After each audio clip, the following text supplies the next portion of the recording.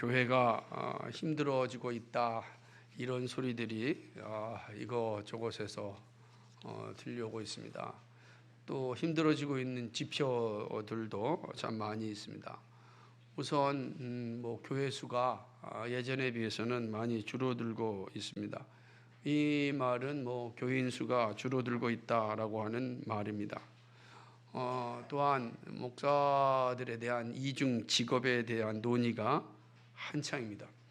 예전에는 목사가 되려면 기존의 모든 직업들을 다 포기하고 오직 이 목회에만 전념해야 한다 그랬습니다. 그래서 좋은 직장을 다니던 사람들, 좋은 학문의 자리에 있던 사람들 다 그만두고 오직 목회의 자리에만 이제 전념하였습니다. 그런데 지금은 이제 오히려 그런 직업을 격려하는 그러한 상황이 되어버리고 말았습니다. 사회복지 사업이 선교적 교회라고 하는 이름으로 옷을 갈아입고 아주 성황 중에 있습니다. 이만큼 이제 교회가 어려워지고 있다는 그런 사실입니다. 여기에 또 신학생들의 수가 급격히 줄고 있습니다. 정신대학교 신학대학원도 이제 전 학생에게 장학금을 주자라고 하는 말이 나오고 있습니다. 예전에는 꿈도 못 꾸던 이야기입니다. 왜냐하면 워낙 학생 수가 많아가지고 전체 장학금을 줄 수 있는 그런 재정이 불가능합니다. 그런데 이제는 전체 학생에게 장학금을 줄 수 있는 정도로 학생들이 줄어들고 있다. 앞으로 줄어들 것이다 라는 것을 이제 보여주는 것입니다. 이렇게 어려워지고 있다는 소리가 이곳저곳에서 터져 나오고 있습니다. 우리는 분명히 교회 성장기를 지나서 교회의 어떤 침체기에 지금 접어든 것은 분명합니다. 앞으로도 더욱더 교회가 세워지는 것은 쉽지 않고 또 오히려 교회들이 조금씩 또 사라질 것입니다. 네, 이러한 현실을 보면서 우리가 자연스럽게 좀 질문을 하나 던질 수가 있습니다. 도대체 이러한 상황이 주어지게 된 원인은 어디 있는 걸까? 그죠? 도대체 교회의 침체기가 온 근거는 무엇일까? 이러한 위기는 과연 우리는 막을 수 있을까? 이러한 시대에 우리는 어떻게 살아야 할까? 아마 이러한 질문들은 자연스럽게 우리에게 주어진다라고 생각을 하는 것입니다. 주님을 맞이하는 교회가 되고 주님을 맞이하는 성도가 되려면 어떻게 해야 하겠습니까? 오늘은 이러한 우리 시대가 보여주는 지표들 앞에서 우리는 이러한 질문을 던지고 또 오늘 이러한 질문에 대해서 우리가 답을 가지고 있어야 합니다.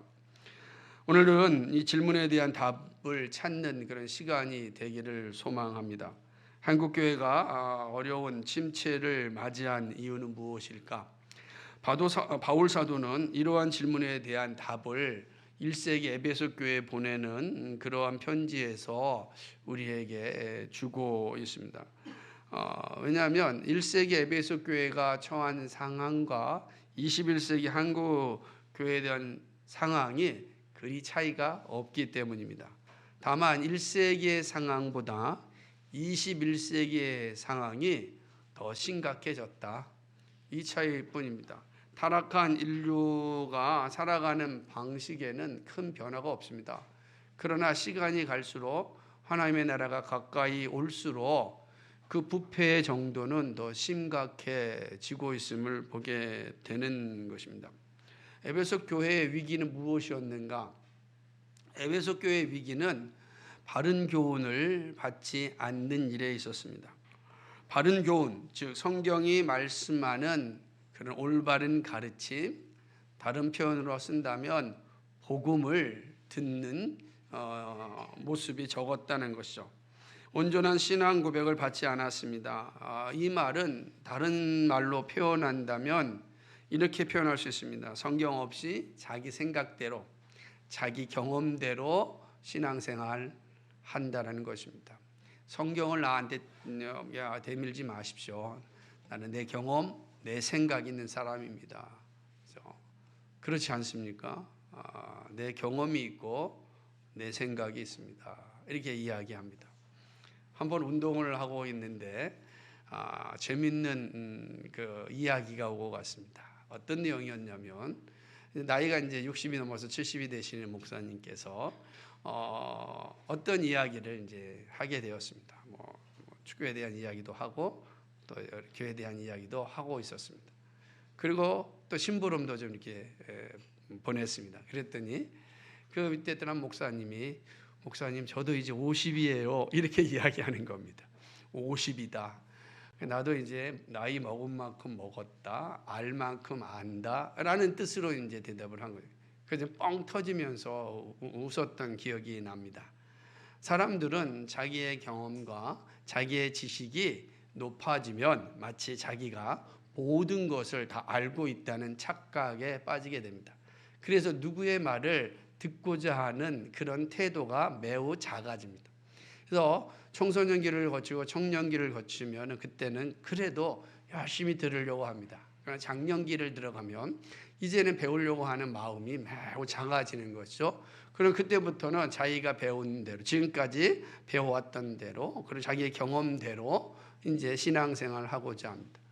문제는 뭐냐면 우리가 하나님의 말씀을 알아가는 과정이 그렇게 한 시점에 배운 것으로 끝난 것이 아니라는 것에 이제 문제가 있습니다.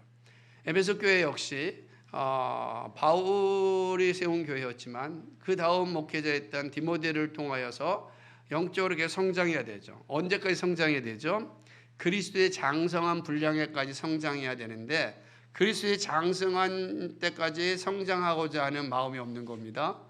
왜냐하면 그리스도의 장성한 분량에 이렇게까지 성장하려면 늘 바른 교훈을 받고 배우고 복음으로 말미암아 자신이 건강하게 되어야 되는데 됐다는 것입니다. 내 생각도 있고 내 경험도 있으니 내 식대로 신앙생활하겠다. 이것이 지금 에베소 교회의 아주 심각한 문제였습니다. 그러니까 바른 교훈을 받지 아니하는 것에 지금 에베소 교회가 처해 있다라고 하는 것입니다. 이런 모습은 에베소 교회의 모습뿐만이 아니라 21세기의 한국 교회의 모습에서 더 아주 짙게 나타나고 있음을 보게 되는 것입니다. 일단 우리가 사는 세상은 바른 교훈 받기를 싫어합니다. 성경의 가르침을 따르지 않습니다. 오히려 지금 우리는 성경 없는 세상을 만들고 있습니다. 모든 기준이었던 성경을 없애고 그리고 인간 스스로가 자기가 기준되고 다수의 목소리가 기준되는 것을 만들어가고 있습니다. 이러한 시대에 바른 교훈을 들으려고 하겠습니까? 바른 교훈, 바른 기준은 필요 없다. 누가 그런 기준을 우리에게 주었느냐? 우리는 그런 기준이 필요 없다. 우리가 배울 만큼 배웠고 알 만큼 안다. 우리는 우리의 방식대로 살아가겠다. 그러니 우리에게 바른 기준을 이야기하지 말아라. 바른이라는 말 자체도 듣기 싫다. 도덕, 윤리 그거 우리에게 얘기하지 말아라. 그게 언제든 얘기냐? 도덕, 윤리라는 것이 그게 우리의 삶을 이게 옥죄이는 것이지 우리로 하여금 자유로운 삶을 살지 못하게 한다. 이렇게 이제 이야기하는 것이죠. 성경 없는 세상을 만들고 싶어 하는 것입니다. 세상이 이렇게 바른 교훈을 받지 않으려고 하는 이유가 어디에 있겠습니까? 여러분은 어떻게 생각합니까? 왜 세상 또 혹시 우리는 바른 교훈을 받지 않으려고 할까요? 그 이유는 어디에 있는 것일까요? 에베소 교회는 그 이유를 바울을 통하여 알려줬는데 그것은 바로 자기 사욕을 추구하기 때문입니다. 자기 사욕이라고 하는 게 뭐죠? 그건 자기 욕망입니다. 그러니까 자기 욕망을 추구하는 일에 그들은 모든 것을 다 앞장섰습니다. 그러니까 진리가 중요하지 않고 내 욕망을 채우는 것이 가장 중요합니다. 그러므로 삶의 기준은 어디에 있느냐? 사욕, 개인적 욕망에 있는 것입니다. 욕망을 채워주는 사람을 찾습니다. 욕망을 채워지는 기관을 찾습니다. 욕망을 채워지는 선생을 찾습니다. 우리 시대에 우리에게 필요한 선생님은 내 취업 자리를 잘 알선해주는 사람, 나에게 나의 욕망을 잘 있게 이끌어줄 사람을 찾지, 진리를 가르쳐주는 선생님을, 진리를 가르쳐주는 기관을 찾지 않습니다. 그러니 진리를 가르치는 교회에 오고자 하겠습니까? 욕망을 채워야 되는데 오히려 욕망을 죽여야 한다라고 하는 곳에 오겠습니까? 그런 측면에서 오늘 이 자리에 함께 예배하는 여러분 참으로 위대한 사람입니다. 하나님의 사랑이 없이는 이 자리에 앉아 있을 수 없다. 이 생각이 분명하는 것입니다. 교회도 진리를 전하는 설교자를 원하지 않고 있습니다. 그래서 오히려 세상과 같이 교회도 이제는 사람의 필요를 채워줄 제주꾼을 이제 어떤 필요로 합니다. 그래서 어떻게 하든지 사람들의 마음을 잘 채워줘서 교회를 흥왕하게 만드는 겁니다. 교회를 크게 만드는 것이고 아주 성황스럽게 만드는 거죠. 그러다 보니 그 교회를 성장시키지 못하는 목사들은 파리 목숨처럼 이렇게 잘리는 것도 비일비재합니다. 재밌는 세상이 왔죠. 근데 이 세상은 1세기에도 이랬고 1세기의 모습보다 지금 더 이제 심해졌다. 타락한 인간들이 살아가는 세상 가운데 이런 모습들은 자주 볼 수 있는데 지금 우리는 아주 급격한 모습을 보고 있다는 것입니다. 자, 한국 교회는 어떨까요? 에베소 교회 상황에서 나아진 것이 있을까요? 그러지 않습니다. 더 악화된 것을 볼 수 있습니다. 자, 그렇다면 도대체 1세기의 교회는 분명히 그들이 자기 사욕을 쫓을 스승을 따라가는 것으로 인하여 바른 교훈을 받지 않았습니다. 그럼 21세기 한국 교회는 바른 교훈을 싫어하는 이유가 어디에 있을까? 그래서 이제 우리의 문제를 한번 생각해 보고자 합니다. 물론 근원적 이유부터 생각해서 오늘 한국 교회에 바른 교훈을 받지 않으려고 하는 그 바른 교훈을 싫어하는 이유가 무엇인지를 좀 나눠보고자 합니다. 첫째는 모든 것의 기준을 사람에게 두고 있기 때문입니다. 우리는 이것을 인본주의라고 이야기하죠. 휴머니즘이죠. 그러니까 이것은 사람의 이성을 모든 것의 기준으로 봅니다. 인간이 모든 것의 시작이고 결과다라고 생각을 합니다. 이미 앞서 말씀드렸듯이 바울이 본문에서 자기 사욕이라고 말하였습니다. 여기서 사욕이라고 하는 표현 앞에 자기 사욕이라는 겁니다. 그러니까 자기 자신이 삶의 중심입니다. 자기의 욕망이 필요한 겁니다. 여러분, 우리가 타인을 위한 욕망을 갖는 것 매우 중요하죠. 그죠? 타인을 위하여서 살아가려고 하는 것들은 정말 그거는 하나님께서 우리에게 주신 이웃사랑이라고 하는 거대한 명령을 순종하는 겁니다. 그런데 문제는 뭐냐면 이 욕망이 자기에게 있습니다. 자기 욕망, 자기 욕망. 자기죠. 자기가 모든 것의 기준이 되는 것입니다. 자신의 존재가 하나님께서 왔음을 상실하면 남는 것은 오직 자기 자신뿐입니다. 자신이요 삶의 기준이고 목적이고 이유입니다. 이게 1세기의 모습에서 보였다면 21세기에는 그 모습이 이제 전반적으로 특별히 자본주의 사회에 아주 편만하게 나타나고 있음을 보게 되는 것입니다. 21세기는 인본주의가 모든 영역을 다 장악하였습니다. 이제 인간의 생명도 인본주의자의 손에 넘어갔습니다. 이거는 1세기에서 있을 수 없었던 내용들이 이제는 지금은 완전히 다 넘어가게 된 거죠. 성 정체성도 인본주의자의 손에 넘어갔습니다. 하나님의 형상으로서 존엄성이 인간의 결정으로 넘어갔습니다. 결혼도, 가정도, 직업도, 그죠? 정치도, 문화, 어느 한 것도 점령당하지 않은 곳이 없습니다. 모든 곳이 다 인본주의자들이 주도권을 잡고 있는 것입니다. 그 모든 것의 중심이 다 무엇입니까? 인간의 행복이죠. 인간의 성공이고 인간의 쾌락입니다. 인간의 욕망이 모든 것의 중심이죠. 인간의 욕망을 위해서 얼마든지 낙태가 가능한 것입니다. 우리의 욕망을 위해 제어가 된다면 그는 다 낙태하는 거 아무 문제가 되지 않습니다. 그러니까 생명 그 자체에 대한 소중함을 보는 것이 아니라 인간의 행복이 중심이 되니까 부부의 행복이 더 중심이 되는 거죠. 이런 시대가 지금은 뭐 완전히 장악하고 있다라고 하는 것이죠. 우리가 잘 알듯이 성 정체성 문제도 성경이 말하는 기준의 문제로 보지 않습니다. 삶의 기호의 문제로 이제 바뀌어가고 있는 것을 보게 되는 것입니다. 문제는 세상이 아닙니다. 교회도 마찬가지입니다. 성경이 말하는 진리가 교회 안에서도 우선으로 작동하지 않습니다. 이념이 성경보다 앞서고 있습니다. 이것이 바로 인본주의의 점령입니다. 그러니까 이념이 진리보다 앞서지 않은 것입니다. 성경이 모든 것의 기준이고 성경이 최종 권위여야 됩니다. 성경이 최종 권위여야 되는데 성경이 최종 권위가 아니라 이념이 최종 권위가 됩니다. 그래서 성경의 진리를 막 이야기하다가도 이념 이야기만 나누면 앞에서 이야기했던 모든 성경의 가르침 한순간에 사라지고 이념이 최종 권위로 작동하고 있는 것을 보게 됩니다. 그래 이념이 작동하게 되면 죄를 인식할 수 없습니다. 죄가 죄인지를 알 수가 없는 것이죠. 분별이 사라지게 되는 겁니다. 분별이 사라지고 오직 여기에는 이념이 주인 노릇하는 거죠. 정말 끔찍한 현상이 교회 안에서 일어나고 있는 것을 보게 되는 것입니다.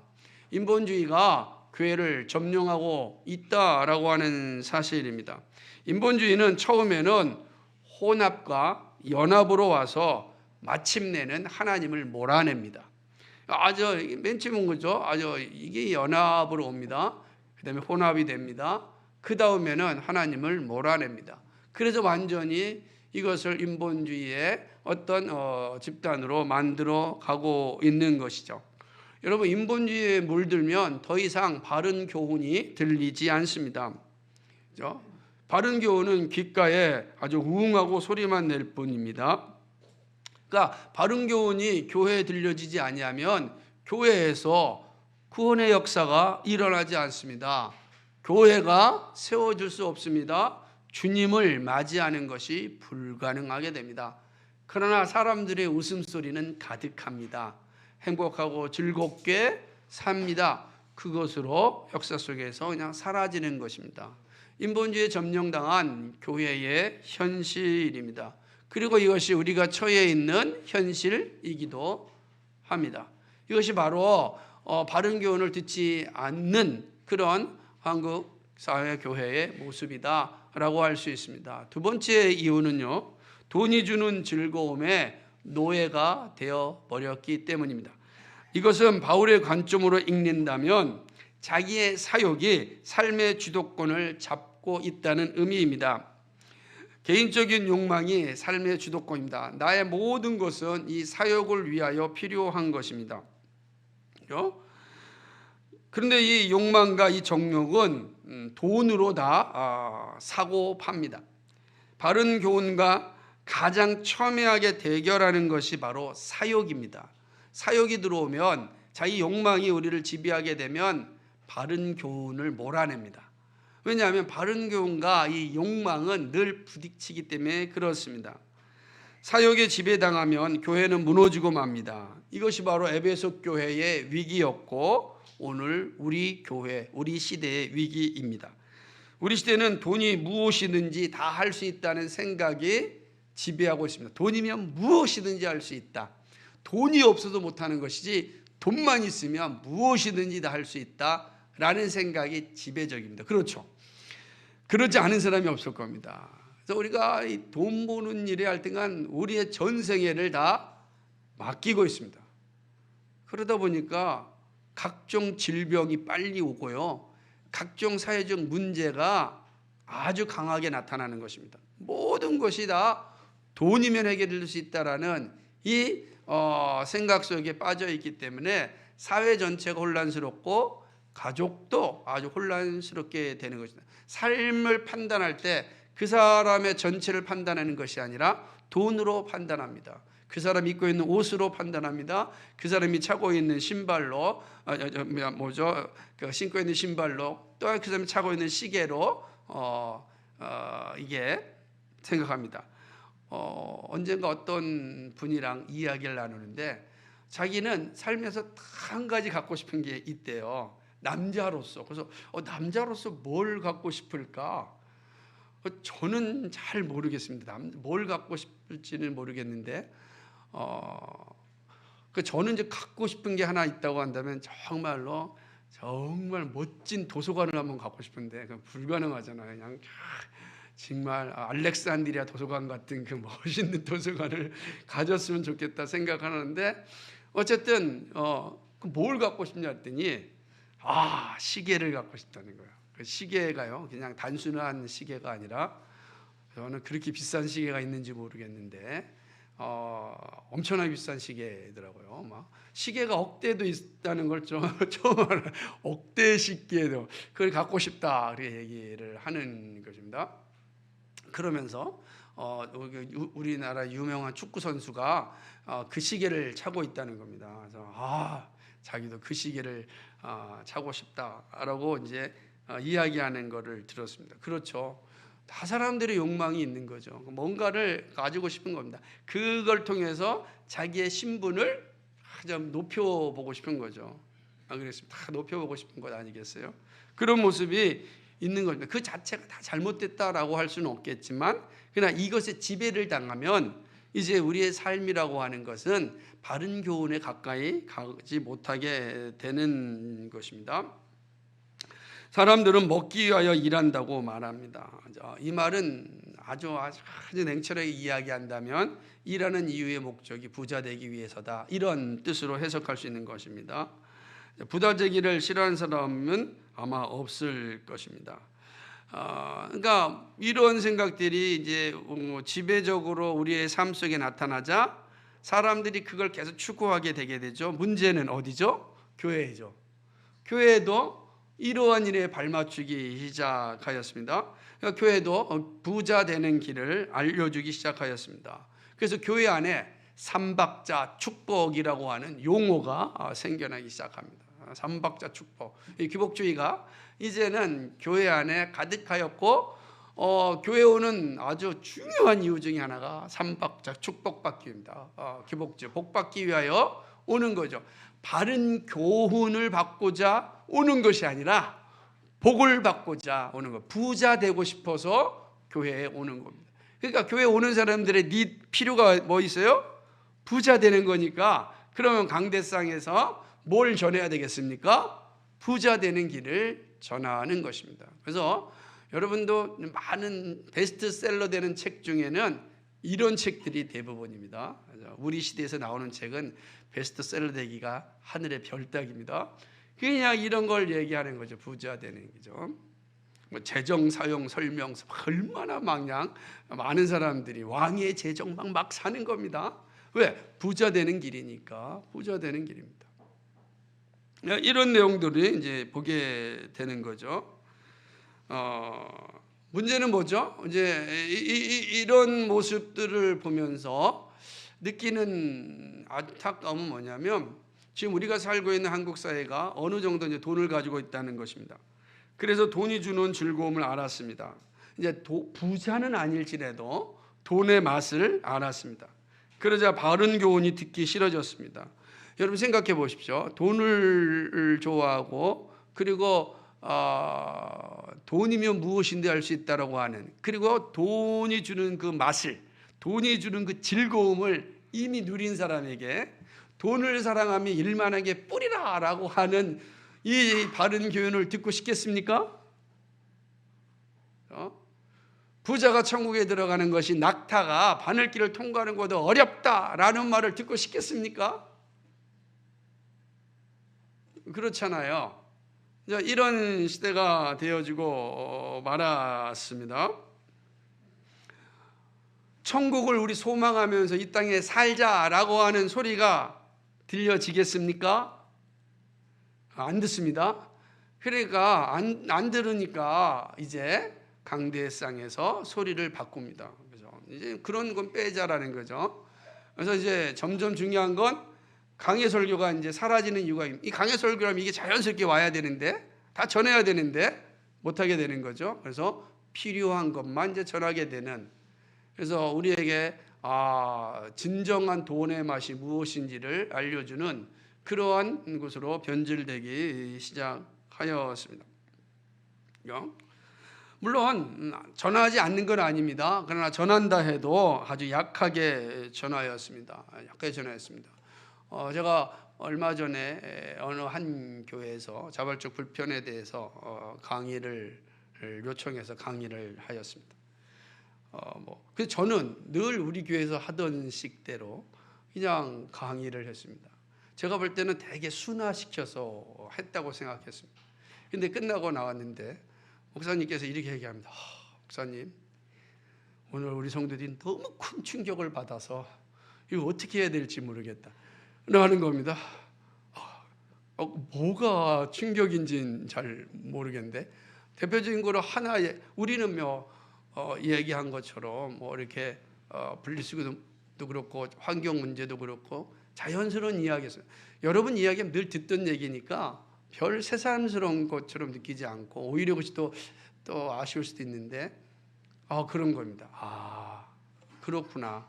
전하되 약하게 전하니까 그런 거에 대해서 이제 충격이라고 이야기하는 것이었습니다. 그 말도 물론 일리가 있었던 것 같습니다. 그죠? 그러니까 이것이 이제 우리 현실이죠. 돈이 주는 즐거움의 노예가 되자 더 이상 바른 교훈이 우리의 삶을 지배하고 바른 교훈 듣고자 하는 열망이 우리에게 없는 거야. 우리에게 바른 교훈을 들려주십시오가 아니라 제 길을 간지럽게 좀 해주십시오 라고 하는 거 아니겠습니까? 이 두 번째 이유입니다. 세 번째는요, 도덕적 타락입니다. 사람들이 바른 교훈을 듣지 않음에 있어서 내적인 요인이 있다고 한다면 외적인 요인이 하나 있는데 이것이 참 안타까운 건데 교회의 도덕적 타락입니다.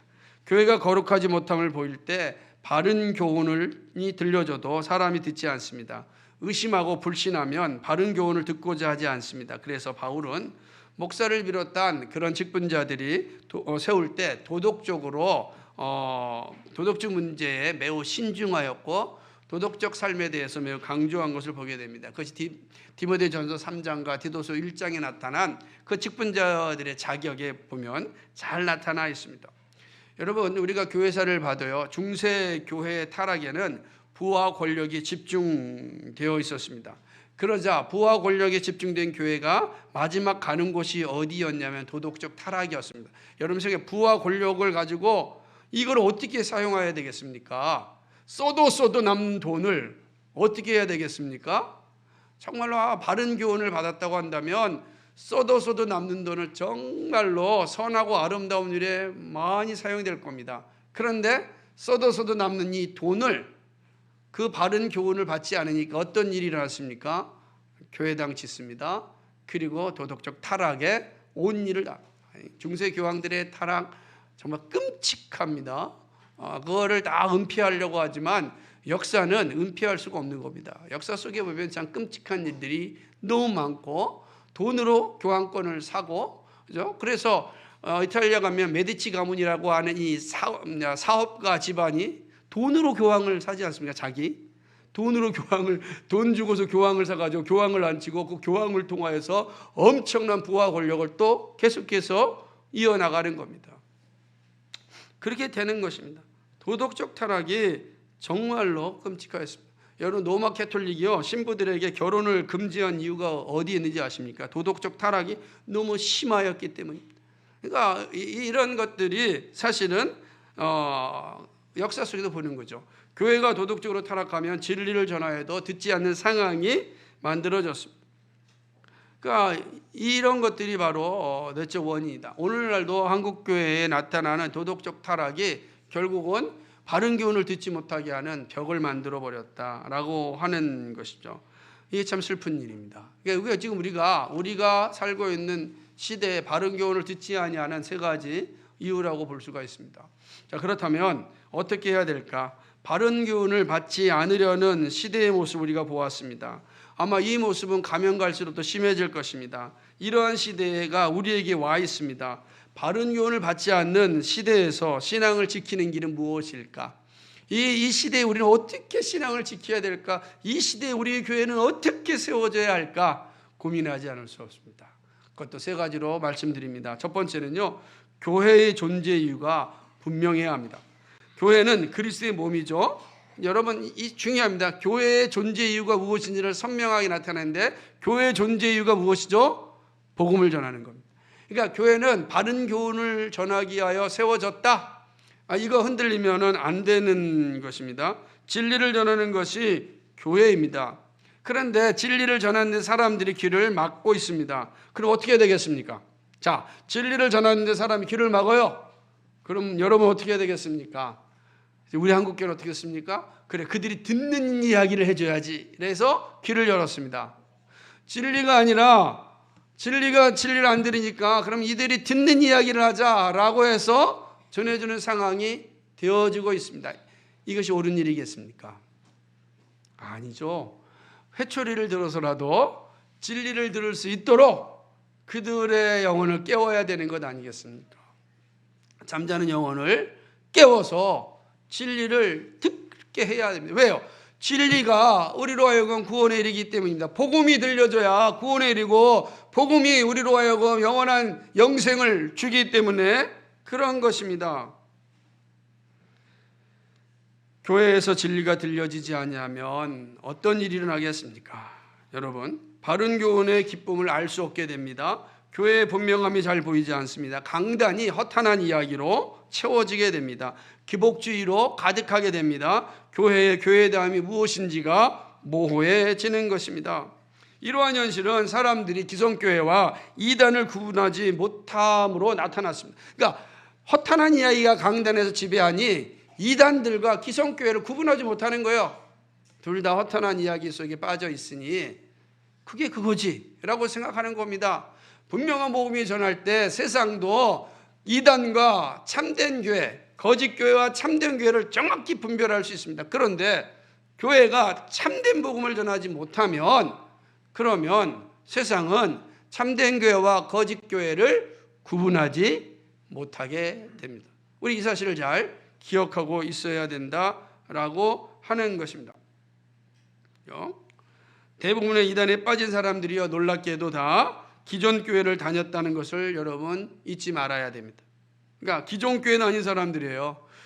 아니 어떻게 기존 교회를 다녔는데 어떻게 이단에 빠집니까? 여러분 한번 깊이 생각해 보아야 될 부분입니다.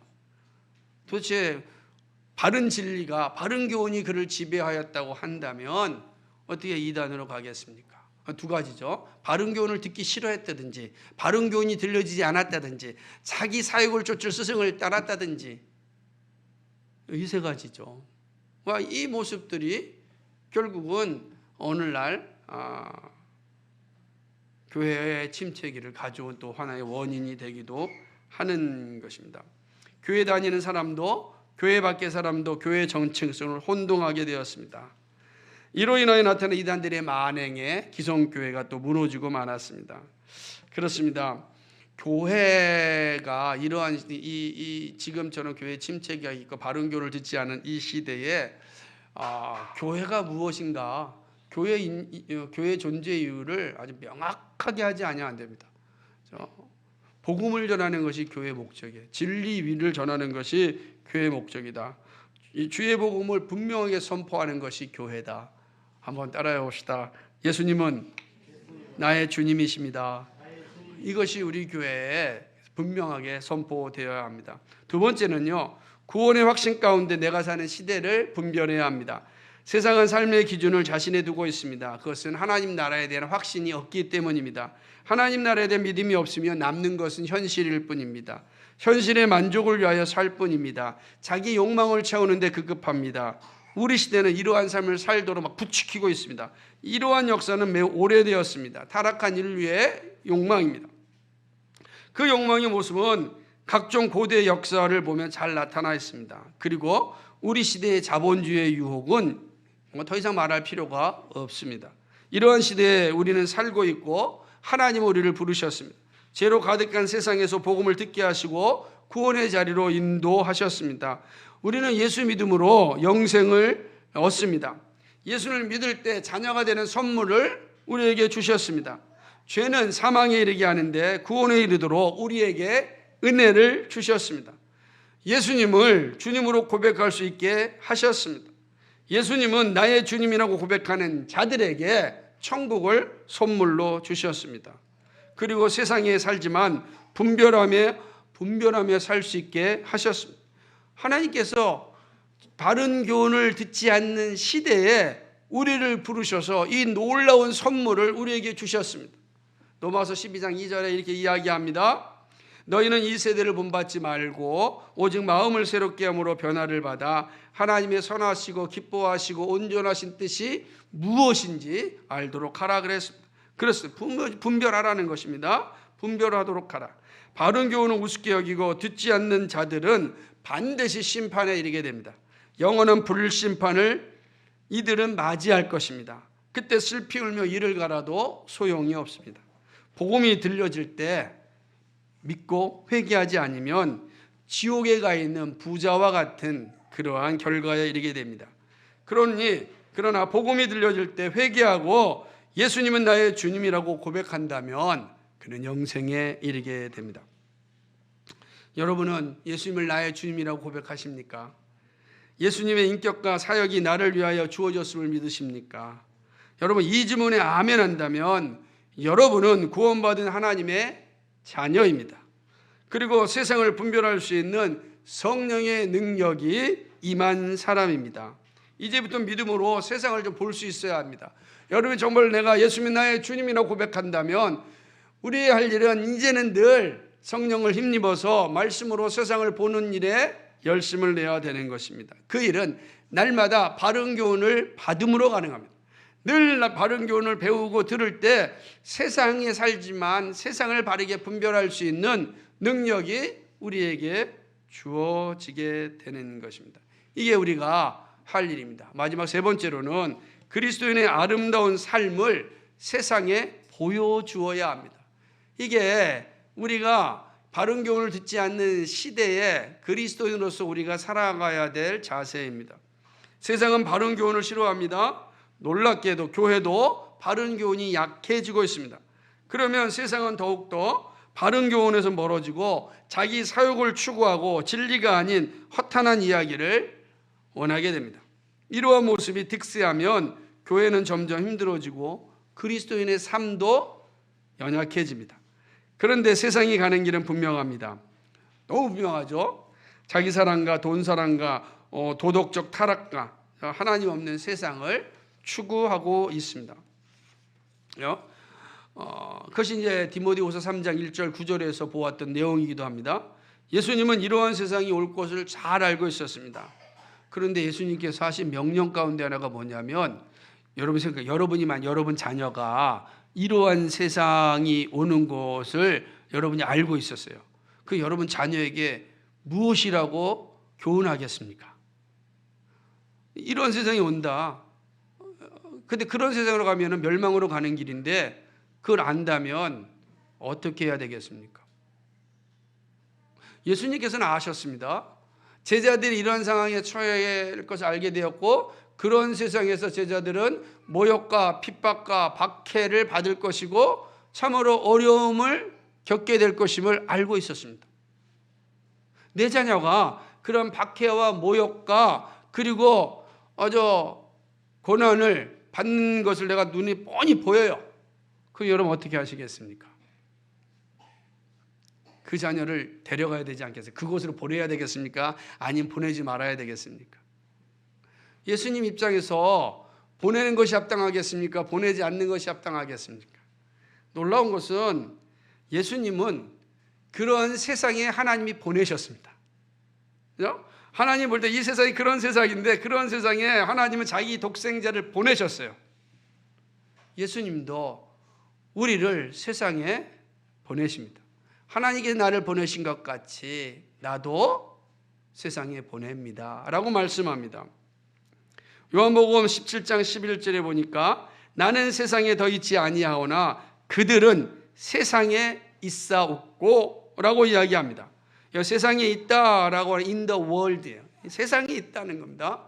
그러니까 이 제자들은 세상에 있는 거예요. 그런데 요한복음 17장 16절에서 이렇게 얘기합니다. 내가 세상에 속하지 아니한 같이 그들도 세상에 속하지 아니하였사옵나이다. Not of the world. 그 세상에 속하지 않았습니다 라고 이야기하는, 우리는 세상에 살지만 세상에 속하지 않았다라고 말씀합니다. 그런 뒤에 요한복음 17장 18절에서 이렇게 얘기합니다. 아버지께서 나를 세상에 보낸 것 같이 나도 그들을 세상에 보내었고, 그럽니다. into the world. 세상 속으로 보냈습니다. 우리는 세상에 살면서 세상에 속하지 않지만 세상 속으로 가서 사는 존재입니다. 왜 그렇습니까? 그리스도로 인하여 거룩한 존재의 구원을 받았기 때문입니다. 이제 우리가 할 일은 바른 교훈을 받지 않는 세대를 향하여 그리스도를 아는 영생을 알려주기 합니다. 그리스도께서 이 세상에 오셔서 우리를 위하여 이 놀라운 복음을 알려줌으로 영생에 이르는 길을 알려주었듯이 이제 우리로 하여금 이 세상 가운데 살면서 세상에 속하지 않으면서 이 세상 속에서 그리스도가 주시는 그 영생을 알려주도록 하시기 위하여 우리를 세상에 보내는 것입니다. 구원받은 증표를 우리는 이 세상에 살면서 보여주어야 합니다. 그것은 바로 거룩한 주일을 지키며 예배하는 일입니다. 주의 날은 모든 것의 회복이고 다시 시작하는 힘을 얻는 날입니다. 힘이 없고 예배가 없으면 육체도 영혼도 죽습니다. 여러분, 육체가 죽어요. 영혼도 죽습니다. 영육이 죽는 겁니다. 하나님께서 왜 이 거룩한 주일을 우리에게 허락해 주셨는가? 우리를 사랑하시기 때문에 우리의 영육을 건강하게 세워주시기 위함인 것입니다. 그리스도인됨의 영광은 예배로 시작합니다. 그리고 성경이 보여주는 직업에 대한 소명을 가지고 살아갑니다. 정치에 있어서도 그리스도인다움을 보여줘야 합니다. 여러분의 모든 직업은요, 주님께서 우리에게 주신 소명이 있는 겁니다. 여러분, 직업에 대한 소명을 분명하게 인식하는 사람과 인식하지 않는 사람에 나타나는 확실한 증거는 자기 욕망을 위해서 직업을 이뤄가느냐, 아니면 정말로 하나님께 맡겨주신 그 소명을 위하여 일하느냐의 차이가 나타난 겁니다. 자기 소욕이 아니라 하나님을 사랑하고 이웃을 사랑하기 위하여 우리에게 직업을 주셨습니다. 그 여러분이 하는 직업이 그 일을 위하여 하나님 주신 거예요. 그 일을 잘하면 하나님은 여러분의 직업에 더 풍성한 은혜를 베풀어 주셔서 더 크게 그 일을 감당할 수 있도록 하게 하시는 겁니다. 이런 소명이 분명하지 않으면 오직 자기 욕망만을 위하여 자기 쾌락을 즐기기 위하여 그 돈의 노예가 되어서 살다가 씁쓸하게 사라지는 겁니다. 그게 인류 역사에 얼마나 많은 부자들이 가는 길이었습니까? 얼마나 많은 부자들이 그 길을 갖고 다 사라지고 말았습니다. 하나님의 사람들에게는 그런 일들이 일어나면 안 되는 거죠. 하나님께서 우리에게 주신 이 소명을 잘 감당하는 것, 그것이 바로 이 바른 교훈을 받지 않는 시대 가운데 바른 교훈을 가진 우리가 할 일입니다. 특별히 가정을 지키는 도덕적 청결함이 있어야 됩니다. 삶의 현실에 감사하고 사랑할 수 있어야 됩니다. 이것이 바른 교훈을 받지 않는 세상 가운데서 그리스도인의 자세입니다. 감사하시고 사랑하시고, 특별히 여러분의 가정요, 도덕적으로 청결함을 잘 지켜야 됩니다. 그리스도인의 아름다움은 여러분 가정을 도덕적으로 거룩하게 지키는 일에 있습니다. 아내는 남편을 사랑하고 남편은 아내를 사랑하십시오. 서로 사랑해야 됩니다. 존중해야 됩니다. 거기에 그리스도인다움의 모습입니다. 이게 바른 교훈을 듣지 않는 시대 가운데 그리스도인이 가져야 될 자세입니다. 말씀을 정리합니다. 우리가 사는 세상은 바른 교훈을 받으려고 하지 않습니다. 지옥의 심판을 향하여 전력 질주하며 달려가고 있습니다. 우리는 그런 이유를 외적인 이유 하나와 두 개와 내적인 이유로 세 가지로 살펴보았습니다. 모든 삶의 기준을 자기에게 두었고 또 돈의 즐거움의 노예가 되었습니다. 그리고 안타깝게도 교회 일부의 도덕적 타락이 바른 교훈을 받는 자리에서 밀어냈습니다. 그렇다 해도 그 책임은 바른 교훈을 받지 않는 이에게 있습니다. 이런 시대에 바른 교훈을 가진 우리들의 자세를 살펴보았습니다. 우리 교회 공동체는 우선 교회 공동체는 존재 이유가 분명해야 됩니다. 분명한 복음을 전하는 정체성을 가지고 있어야 됩니다. 그리고 구원의 확신으로 시대를 분별할 수 있는 그런 자세를 가지고 있어야 합니다. 마지막으로 그리스도인의 아름다운 삶을 세상에 보여주어야 합니다. 사랑하는 여러분, 우리는 세상에 살면서 세상에 속하지 않아야 합니다. 그러면서도 세상에서 떠나는 것이 아니라 세상 속으로 들어가 복음을 전해야 합니다. 창조 경륜을 완성하는 일에 힘을 써야 하는 것이죠. 여러분, 이 일은 쉽지 않지만 그러나 믿음으로 감당해야 됩니다. 주께서 우리의 삶에 힘을 주시고 정말 지켜주시길 소망합니다. 특별히 이 자본주의 시대에 직업은 무엇보다 중요합니다. 자본주의 시대의 가장 위기는 가정입니다. 이 두 가지가 하나님의 말씀 안에서 건강하게 잘 지켜가야 됩니다. 그러므로 세상으로 하여금 바른 교훈을 가진 자의 삶이 무엇인지를 우리가 보여줘야 합니다. 사랑하는 여러분, 바른 교훈 듣기를 기뻐하십시오. 그것이 때때로는 나에게 쓴 것처럼 다가온다 할지라도, 아픔처럼 다가온다 할지라도 그것이 내 영혼을 살리는 길입니다. 그러므로 바른 교훈 앞에 반드시 반응하십시오. 그리고 바른 교훈을 받은 자답게 여러분의 삶의 현장에서 아름다운 삶을 사십시오. 그러면 우리가 이 시대 가운데 우리를 부르신 하나님의 뜻을 감당하는 일입니다. 이 일에 우리 모두가 함께 쓰임받기를 주님의 이름으로 간절히 축복합니다. 기도하겠습니다. 거룩하시고 자비하신 아버지 하나님, 참 고맙고 감사를 드립니다. 오늘 우리에게 주신 말씀을 다시 한번 묵상합니다. 바른 교훈을 받지 않는 이 시대의 모습을 보게 됩니다. 하나님 아버지, 참으로 인간 자신이 주인이 되었기 때문에 그렇습니다. 인본주의가 득세하면 바른 교훈이 밀려납니다. 돈의 즐거움의 노예가 되어지면 바른 교훈이 들려지지 않습니다. 뿐만 아니라 교회가 도덕적으로 타락하면 세상은 바른 교훈을 듣고자 하지 않습니다. 하나님 아버지, 우리가 이 자리에 분명히 서서 참으로 이 원인들을 잘 분석하고 이런 자리에 서지 않도록 하나님 저희를 지켜주시고 인도하여 주옵소서. 그러기 위하여 교회는 자기 정체성이 분명해야 됩니다. 교회의 존재 이유는 바른 복음을 전하는 겁니다. 사람들의 사욕을 채우는 것이 아니라 복음을 전하는 것임을 잊지 않도록 주여 도와주옵소서. 그 일에 온전히 힘쓸 수 있도록 성령 하나님께서 함께하여 주시기를 간절히 간구하고 소망합니다. 하나님 아버지, 우리를 부르신 그 이유를 기억하고 정말로 구원의 확신을 갖고 이 세상을 분별할 수 있는 능력을 우리 기를 수 있도록 하나님 인도하여 주시고 이끌어 주옵소서. 뿐만 아니라 복음을 가진 자답게 삶의 현장에서 바른 삶을, 아름다운 삶을 나타내므로 하나님께 영광 돌리고 많은 이들에게 그리스도인됨의 증표를 보여줄 수 있도록 주님 도와주옵소서. 감사합니다. 예수 그리스도님 받들어 기도하옵나이다. 아멘.